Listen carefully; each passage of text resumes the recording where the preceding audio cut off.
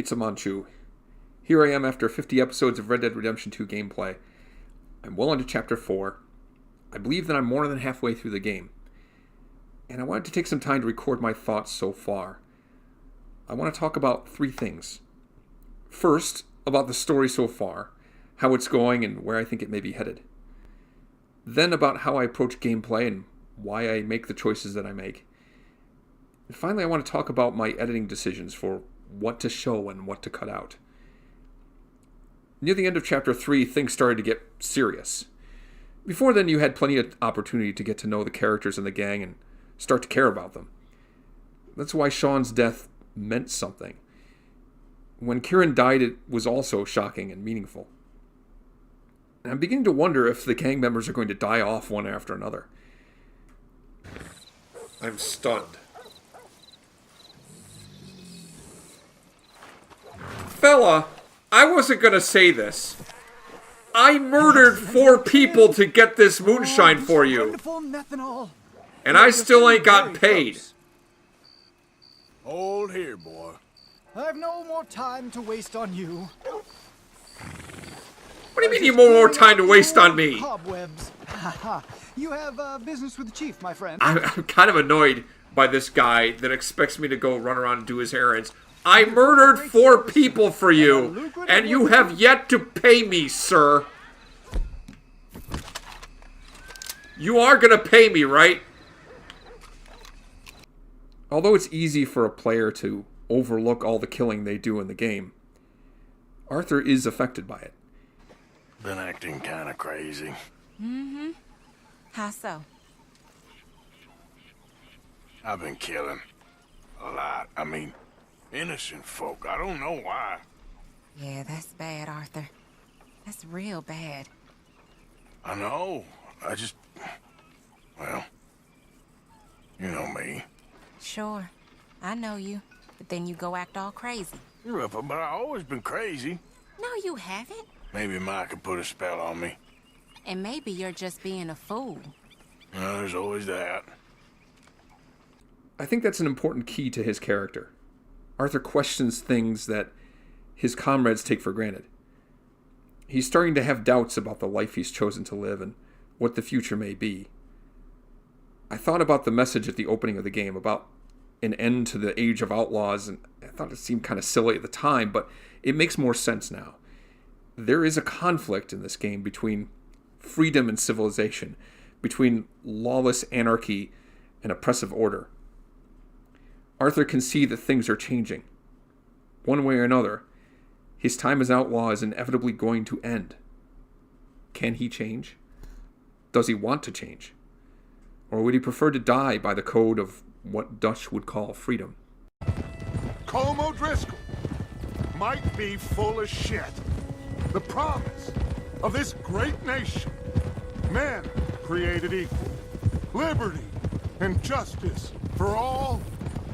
That might be nonsense too, but it's worth trying for.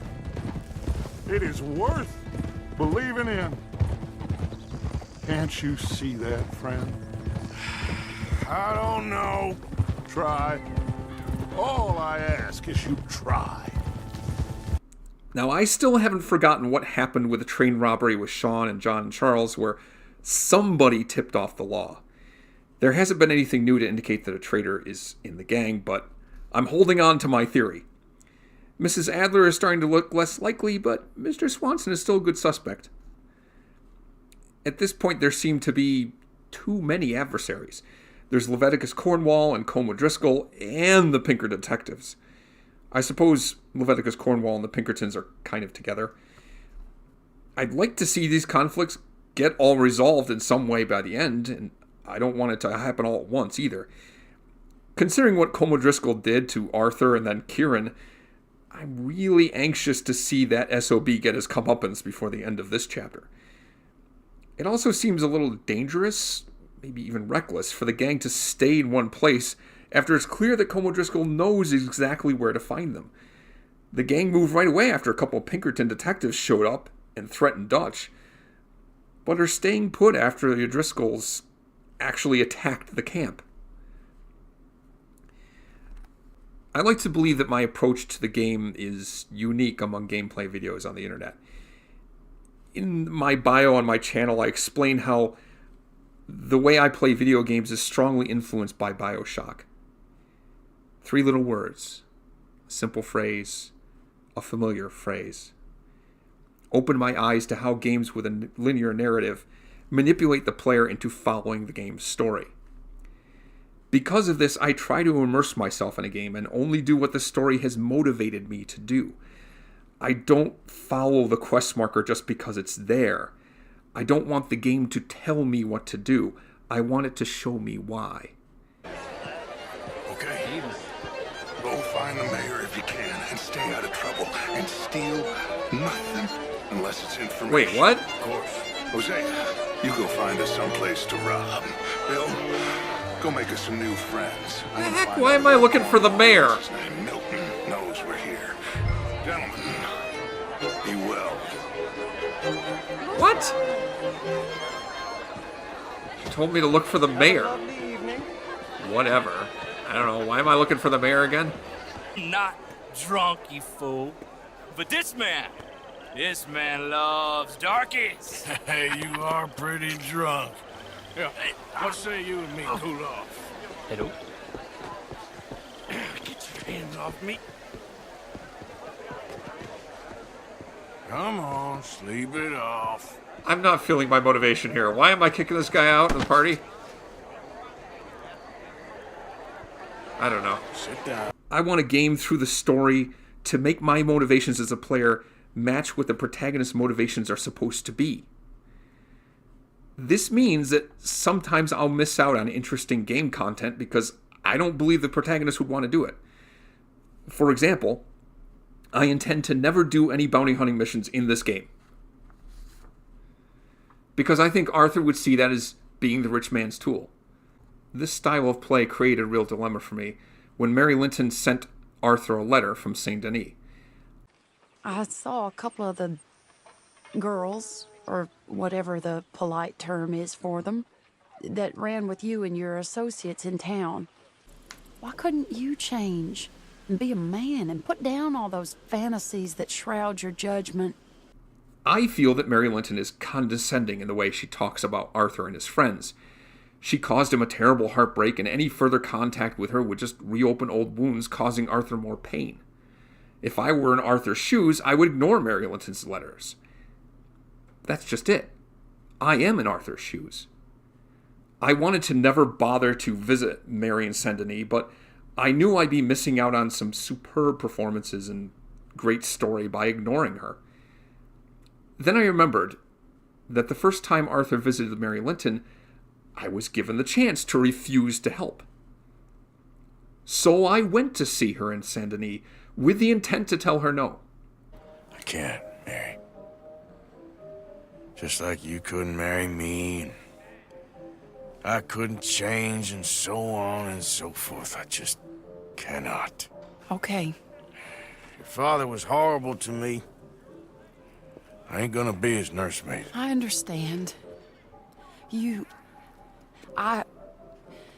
Be well, Arthur. I've really missed you, you know. I've missed you for a long time. But it's done now. Okay.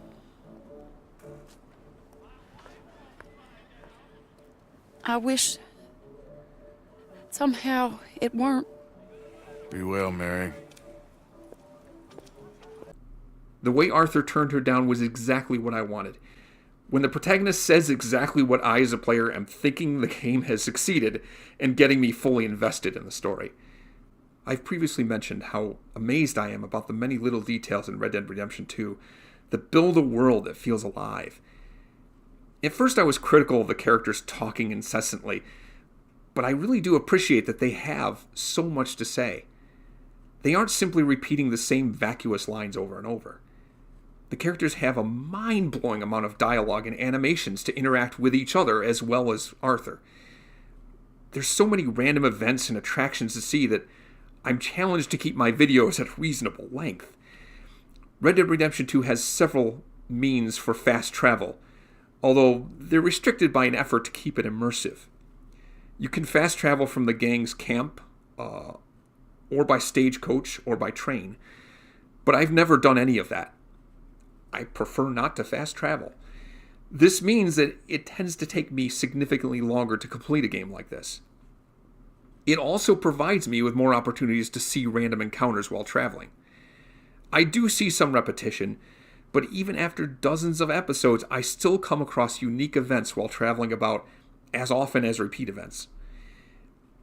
If it's the first time I see an encounter or I have a unique response to it, I'll leave it in the video. Repetitive encounters I tend to cut out. I also cut out travel when no special encounters occur. When visiting a town, I try to leave in all the walking about to give an idea of the layout of the place, if it's the first time I see this town. Also, when on a story mission, I'll leave in the traveling because you're usually with a companion that has interesting dialogue, and because it helps provide some perspective for where locations are in relation to each other. Searching an area for loot after a fight can be tedious to watch, but I know sometimes there's unique or special items to be found, so I prefer to leave in the footage so viewers can tell if I missed something. Lore in the form of written letters and newspapers, I do want to show, but I'm not good at reading things aloud. So most of the time I just show the print on screen so you can pause the video and read it if you're interested, but I cut out my rambling, stammering, poor attempt to read the lore out loud. There's a lot of dialogue in the gang's camp. I mean, a stupid amount. I try to leave it in, but sometimes for time and pacing, I do cut some of it. It's very painful to have to do that. I cut out all the hunting I do, and I do a lot of that. I don't feel that it's very interesting to see. For this reason, you'll often see hides and carcasses appear and disappear from Arthur's horse. Something I always make sure to include, and even focus on, is the songs in the camp. My turn to take guard. Months was flowery May. How are you? Went up that hilly slope we climbed. Glad to hear it. To watch the dying of the day. Hear the distant church bell chime. Well, we be 3-4 mariners, we come from the seas. We spend our lives in jeopardy while others live at ease. Shall we go dance this round, around, around? Shall we go dance this round, around, around? Hey, that is a bully boy, come pledge me on this ground, round, round, round, round. Me hayas querido, yo no siento el que me hayas amado, solo siento el que me haya cambiado por otro hombre más inferior que yo. Ángel de amor, tu pasión no la comprendí. Cielito lindo de contrabando. Ay, ay, ay, ay, canta y no llores, porque cantando se alegran, cielito lindo los corazones. Ese lunar que tiene cielito lindo junto a la boca, no se lo des a nadie, cielito lindo que a mí me toca. Ese lunar que tiene cielito lindo junto a la boca, no se lo des a nadie, cielito lindo que a mí me toca. Ay, ay, ay, ay, canta y no llores, porque Made down in Maiden Lane. My master used to beat on me. My mistress did the same. Till early one morning, a sailor boy came ashore, and he's the one that turned me into a dirty little whore. He asked me for a candlestick to light him up to bed. He asked me for my handkerchief to wind around his head. And me being a little fool and thinking it no harm, I jumped in bed beside him to keep my sailor warm, singing home boys home, it's where I want to be.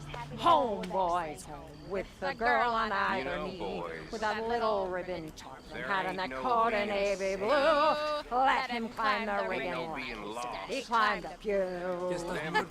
He rumbled me, he tumbled me, he screwed me to the wall. He never let me catch my breath, I got no sleep at all. Okay. He upped me and he downed me and he cocked me out and in, and he fucked me black and blue, though of course it was a sin. And early in the morning, before the break of day, he handed me a 10-pound note and he did you say, take this, darling, for the damage I've done. 9 months from now, you'll have a daughter or a son. And if it be a daughter, tap the darling on your knee. And if it be a son, send the bastard off to sea.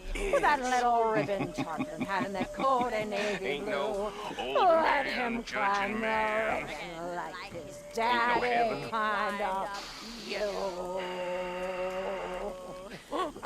Maybe there is damn. He's I back. wash in the pool and I wipe on the sack. I carry my wardrobe all on my back. For want of an oven, I cook bread in the pot. And I sleep on the ground for want of God. Cuando anda chico, no conoce la Okay there, Arthur? brisa. Yeah. I'm enjoying the music. Si me emborracho es por una consecuencia. Todo lo causa la pasión de una mujer.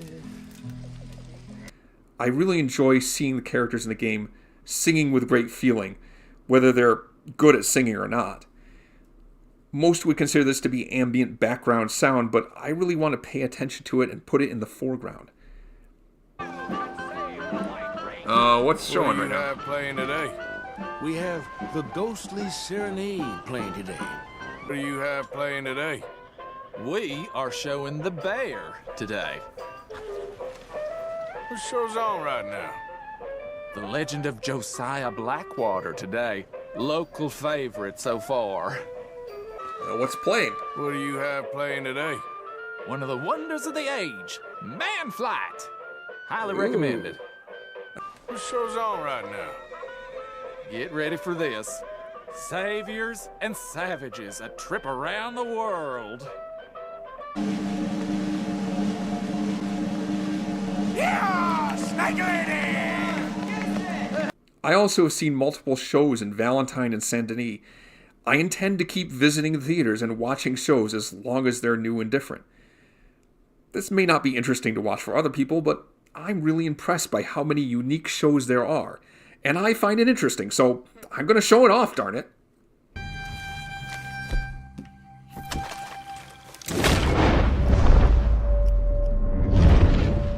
These guys are not friendly. I may have cut off a game over fail once, but I try to leave them in, even if it's from some random encounter. I don't want to use editing to make myself look better at the game. I also make a point to show every bug that happens in the game. I haven't seen anything so bad that it spoils the fun, but bugs can be frustrating when they occur, and I want viewers to appreciate my pain. When I finish this game and give my final thoughts, any mentions of bugs or glitches will not be coming out of nowhere. They are shown in context along with my reaction to them. Well, that about covers it. As far as I can tell, in another 25 episodes, I may be getting near the end of the game's story. So I'm not sure if I'll do anything like this again after episode 75. But there's plenty more to do and see right now. I look forward to the journey and hope you'll join me for what is to come on Amon Chooses Red Dead Redemption 2. Yeah! Snake lady!